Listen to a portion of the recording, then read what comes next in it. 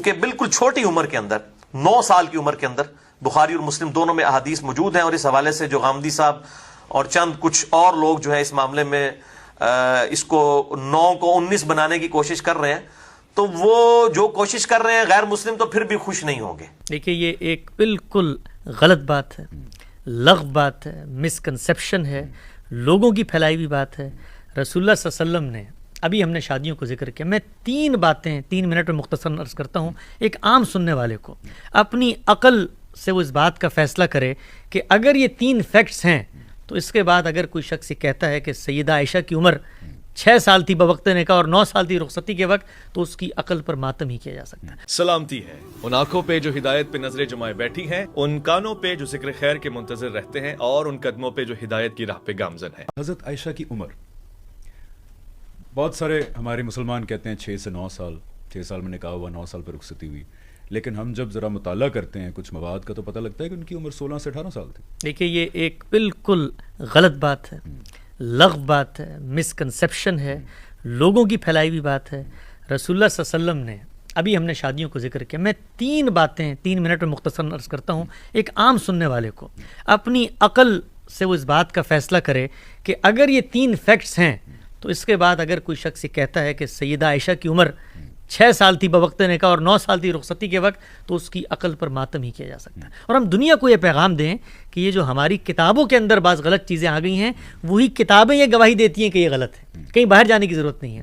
رسول اللہ صلی اللہ علیہ وسلم نے، ابھی ہم نے ڈسکس کیا، جس وقت سیدہ خدیجہ رخصت ہوئی ہیں، گھر میں بچیاں بیٹھی ہیں، وہ جو خاتون آپ کے پاس آئی ہیں خولہ، اور وہ جو مقصد لے کر آئی ہیں کہ آپ کے گھر پہ بچیاں ہیں، ذمہ داریاں ہیں، آپ ذرا تصور کر سکتے ہیں اس خاتون کے بارے میں کہ وہ آپشن پیش کرتے ہوئے یہ کہے کہ جس 6 سال کی بچیوں کو سنبھالنے کے لیے آپ کو بیوی کی ضرورت ہے، تو میں 6 سال کی بچی کے پاس آپ کا پیغام بھیج، کوئی تصور کر سکتا ہے؟ بالکل بھی نہیں، کوئی سوچ سکتا ہے؟ بالکل نہیں۔ پہلی ایک سائڈ پہ وہ مینشن کر رہی ہیں ایک خاتون جو عمر رسیدہ ہیں، ذمہ داریاں سنبھال سکتی ہیں، اور دوسری سائڈ پہ حضرت خولہ 5-6 سال کے بچوں کا خیال کرنے کے لیے 6 سال کی بچی کو کیسے ریکمینڈ کریں گے؟ آپ دیکھیے کہ وہ جو لفظ استعمال کیا جاتا ہے، وہ لفظ بھی بچی کے لیے استعمال نہیں کیا جا سکتا جو 6 سال کی ہو، اس کو جاریہ کہتے ہیں، وہاں پر یہ لفظ بھی نہیں آیا۔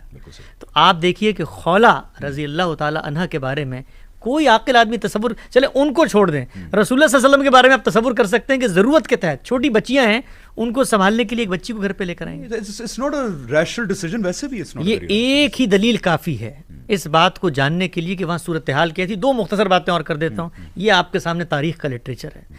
سیدہ عائشہ کی بڑی بہن ہے اسما رضی اللہ تعالی عنہا، دنیا سے رخصت ہوئی ہیں 100 سال کی عمر میں، تاریخ کی کتابوں میں لکھا ہوا، اور رخصتی کا سال ہے 73 ہجری۔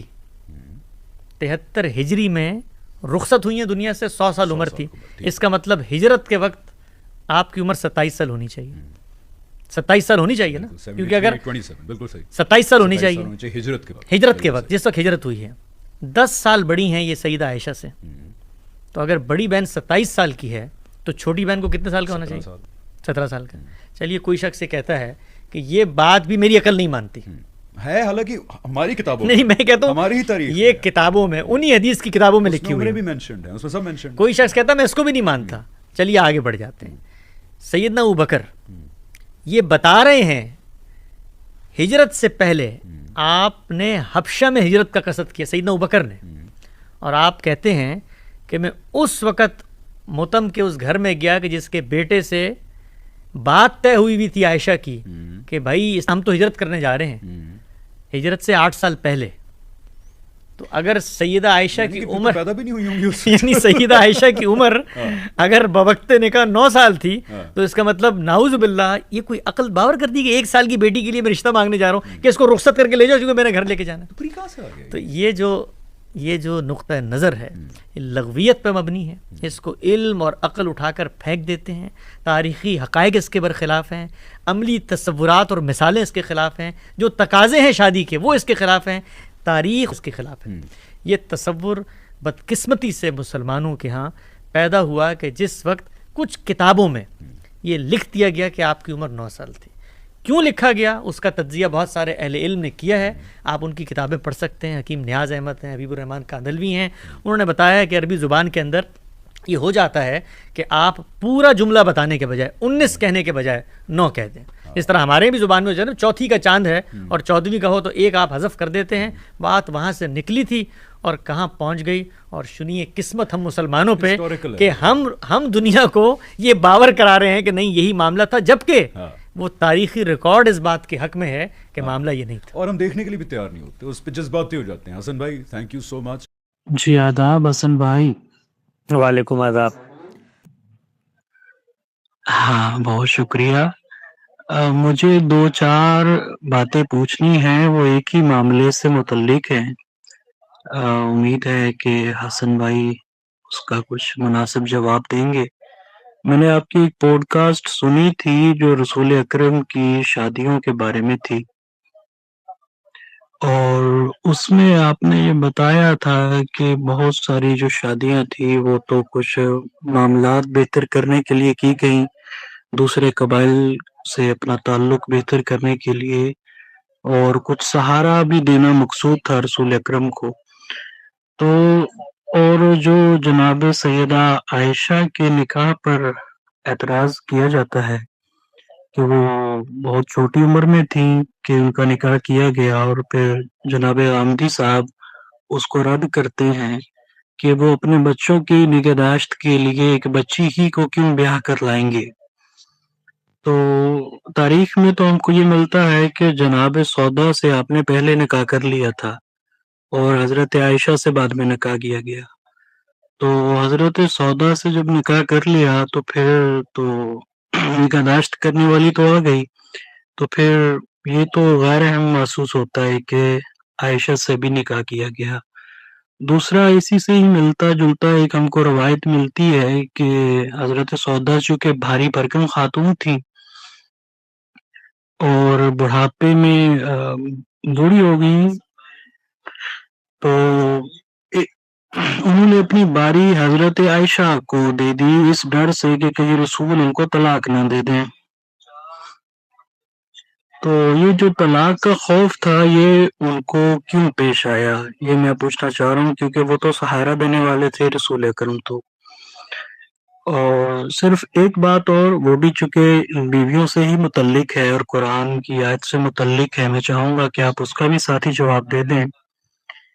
اور وہ بات یہ ہے کہ قرآن میں ہے نا کہ آپ شادیاں کر لیں، نکاح کر لیں ان عورتوں سے جو آپ کو پسند ہوں، 2 3 یا 4، اور لیکن اگر آپ ان کا حق ادا نہ کر سکیں تو ایک ہی کافی ہے. تو ہم کو بخاری مسلم میں ایسی روایت ملتی ہے کہ جو دوسری بیویاں تھیں وہ حضرت عائشہ کے بارے میں مطمئن نہیں تھی، وہ سمجھتی تھیں کہ رسول ہمارے ساتھ انصاف نہیں کرتے، اور حضرت فاطمہ کو بھیجا بھی کہ وہ رسول کو جا کے بتائیں، اور اس سے پہلے بھی 1-2 افراد کو بھیجا. تو جب حضرت فاطمہ گئی ہیں تو رسول اکرم نے کہا کہ تم عائشہ کے بارے میں شکایت مت کرو، کیونکہ یہ تو وہ ہیں جن کے ساتھ میں کمبل میں ہوتا ہوں تو کمبل میں بھی وہی آ جاتی ہے. تو وہی تو ہم کو معلوم ہے کہ ایک مقدس شے ہے، تو کمبل میں میاں بیوی کا تعلق ایک مختلف نوعیت کا ہوتا ہے. تو کیا وہ پاکیزگی کی جو بات موسیٰ کی کوہتور پہ تھی کہ جوتے اتار کے آؤ، وہ یہاں پر اپلائی ہوتی ہے یا نہیں؟ اگرچہ مجھے معلوم ہے کہ آپ احادیث کو کوئی بڑا اہم مضبوط ایک منبع نہیں سمجھتے، لیکن میرا خیال ہے کہ اس کے علاوہ ہم کہیں سے اور رسول اکرم کی حیات کے بارے میں اگر بات کریں گے تو وہ زیادہ ناقابل اعتبار ہوگی. تو بہت شکریہ حسن بھائی، کچھ روشنی ڈالیے گا. اس میں جو پہلی چیز ہے نا جو آپ نے پوچھی ہے کہ جس وقت رسالت محمد صلی اللہ علیہ وسلم نے سیدہ خدیجہ کے بعد یہ ضرورت محسوس ہوئی کہ چھوٹی بچیاں ہیں ان کی نگہداشت پرورش کے لیے ایک نکاح کرنا ہے، تو انہوں نے خولہ کو کہا ہے کہ آپ معاملے کو دیکھیے، اور خولہ نے 2 چیزیں تجویز کی ہیں. بالکل ٹھیک بات ہے، یہاں تک سمجھ میں آتی ہے. اور اس میں یہ مسئلہ بھی حل ہو جاتا ہے کہ یہ ہو ہی نہیں سکتا کہ چھوٹی بچیوں کی نگہداشت کے لیے کوئی انہی کی طرح کی چھوٹی بچی کی عمر تجویز کی جائے. خود غامدی صاحب نے عمر عائشہ پہ جو آرٹیکل لکھا ہے جہاں بہت اور قرائن موجود ہیں سیدہ عائشہ کی عمر کے، وہاں اس چیز کو بھی بطور استدلال کے پیش کیا ہے کہ آپ تصور ہی نہیں کر سکتے کہ خولا وہاں پر کسی ایسی بچی کو تجویز کرے گی جو 6 سال کی ہو. تو یہاں تک تو بات بالکل ٹھیک ہے.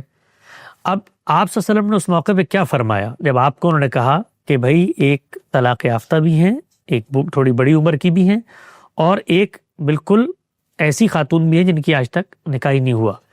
تو آپ نے فرمایا بھائی دونوں جگہ پیغام دے کے دیکھ لو کون اس کو قبول کرتا ہے. تو انہوں نے جب پیغام دیا تو دونوں جگہ قبول ہو گیا, دونوں جگہ قبول ہو گیا.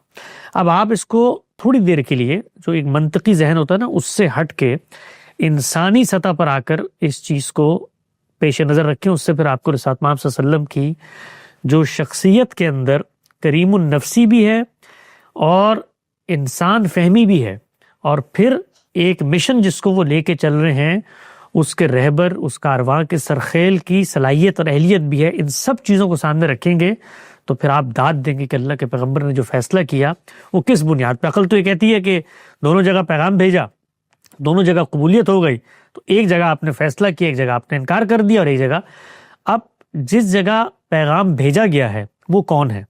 وہ سیدنا ابوبکر ہے. وہ رسالت محمد صلی اللہ علیہ وسلم کے لیے ایک معروف شخصیت ہیں, آپ کے مشن کے ساتھی ہیں, آپ کے ہم نوا ہیں. انہوں نے قربانی دی ہے دین کی خاطر بھی, یہاں تک کہ سیدہ عائشہ کی پہلے سے ایک جگہ منگنی ہوئی تھی, وہ جو متب غالباً ان کا نام ہے. جس وقت آپ نے حبشہ کی طرف ہجرت کی ہے تو اس موقع پر پہلے ہی ان کو پیغام آنا شروع ہو گئے تھے جب ایمان وہ لے آئے تھے, لیکن اس موقع پر بات بھی کر لی کہ بھائی اب ہم جا رہے ہیں, جو معاملہ کرنا ہے کر لو. تو وہاں پر بھی معاملہ ختم ہو گیا. کیوں ختم ہو گیا؟ پیغمبر کے مشن کے ساتھ تعلق کی وجہ سے. اب اس کے بعد ایک جگہ پیغام بھیجا گیا ہے. پیغام کس شخصیت کا بھیجا گیا ہے؟ وہ جو محمد الرسول اللہ ہے, روح زمین پر خدا کا آخری پیغمبر ہے.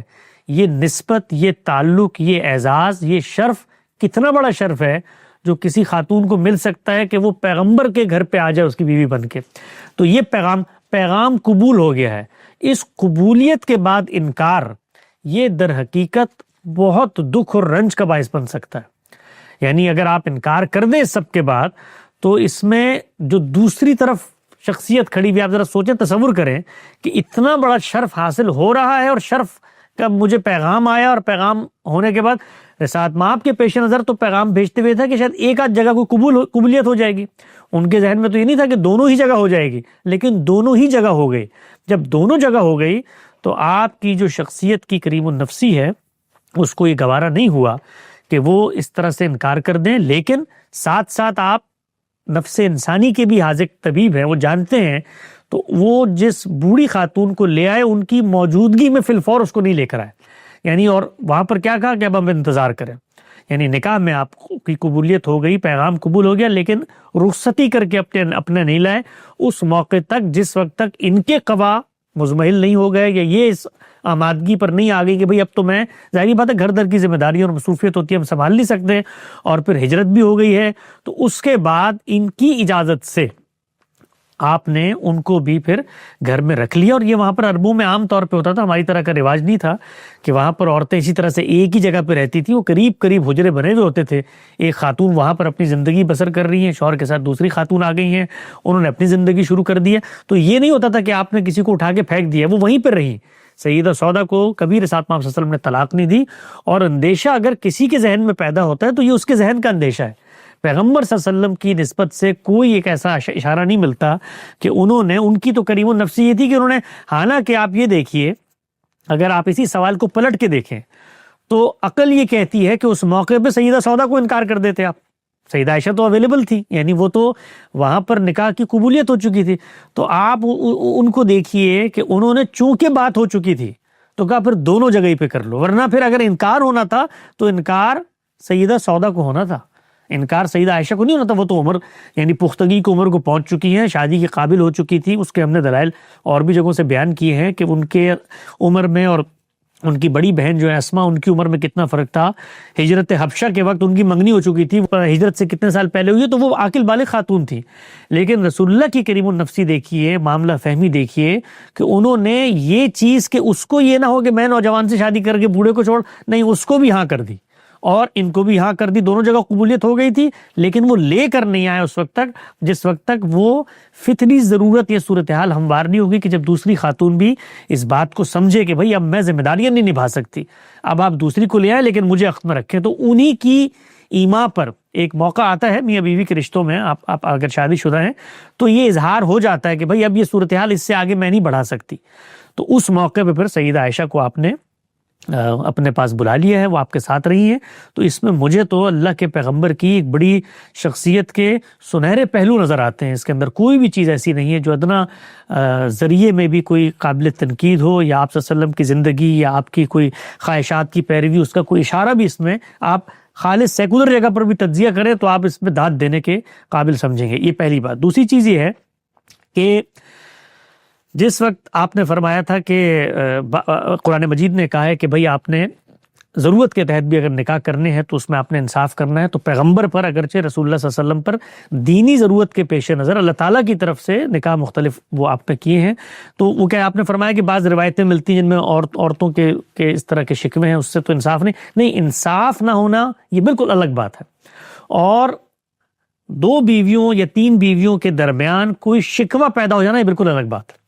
رسالت پاک صلی اللہ علیہ وسلم کی کسی زوجہ نے آج تک جتنا ذخیرہ تاریخ ہے لٹریچر, آپ نے ایک بات ہماری نسبت سے فرمائی, ہم اس کو شاید اتنی اہمیت نہیں دیتے, ہم سے زیادہ اہمیت روئے زمین پہ حدیث کو کوئی دیتا ہی نہیں ہے, اس لیے کہ ہم اس کو قرآن مجید کی شرح و وضاحت تفہیم و تبیین سمجھتے ہیں اور رسالت پاک صلی اللہ علیہ وسلم کا علم سمجھتے ہیں اور تمام علوم کا سرچشمہ سمجھتے ہیں. اس لیے حدیث ہمارے ہاں قرآن و سنت پر جب غور و فکر کرتے ہیں تو پیغمبر کے علم و عمل کی روایت کو سب سے پہلے دیکھا جاتا ہے, تو اس کی بہت غیر معمولی اہمیت ہے.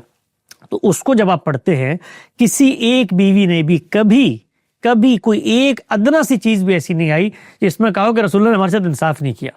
اس مشقت آمیز ذمہ داری پہ جو دین نے ان کے اوپر ڈال دی تھی کہ اتنی بڑی تعداد میں اب خواتین کی داد درسی ہونی ہے, وہ آپ کے عقد میں آنی ہے, آپ کے پاس رہنی ہے, تب بھی آپ نے چیزوں کو اتنی خوش اسلوبی سے مینج کیا کہ انصاف نہ ہونے کا کسی نے کوئی شکوہ نہیں کیا. جو شکوے شکایت سامنے آئے وہ انسانی سطح کے, اور انسانی سطح پر آپ کا ایک انس, ایک طبیعت میں میلان, ایک قربت وہ بچوں میں پیدا ہو جاتی ہے, ایک سے وہ بیویوں میں پیدا ہو جاتی ہے.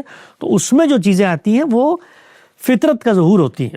اس کو اس پہ معمول نہ کریں کہ رسول اللہ کی دیگر بیگمات کو یہ اعتراض تھا کہ آپ انصاف نہیں کر رہے, اور آپ کو قرآن کی ہدایت کے مطابق ایک کو اپنا آپ نے سب سے انصاف کیا, ہر جگہ آپ انصاف کرتے تھے, ہر بیوی کے پاس جاتے تھے, اس کے تقاضے پورے کرتے تھے. البتہ یہ ٹھیک ہے کہ ایک کے ساتھ انسیت کا معاملہ زیادہ نظر آتا تھا, تو اسی کے مختلف مظاہر جو ہیں وہ نظر آتے ہیں. یہ جو آپ نے مثال پیش کی زبان سے, ذرا تھوڑا سا ادبی زبان سے عدم آشنائی کے نتیجے میں کہ کمبل میں اور پاکیزگی اور یہ تور وور یہ سب چیزیں آپ نے گڑمٹ کر دی. سمپل سی بات ہے کہ میرا اس کے ساتھ ایک قربت کا تعلق ہے. ایسے کیسے تم لوگ یہ تصور کرتے ہو کہ میں مثال کے طور پہ چیزوں کے معاملے میں اتنا تغافل میں چلا گیا ہوں. تو اس کو آپ سے نے بیان کیا ایک موقع پہ, تو اس پس منظر میں چیزوں کو سمجھیں.